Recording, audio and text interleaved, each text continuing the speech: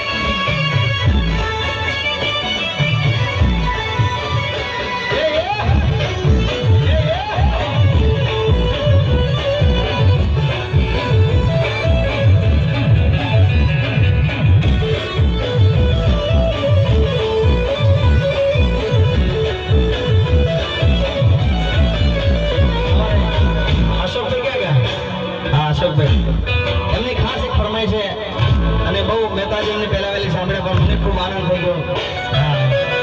અને એમની ફરમાઈ છે ત્યારે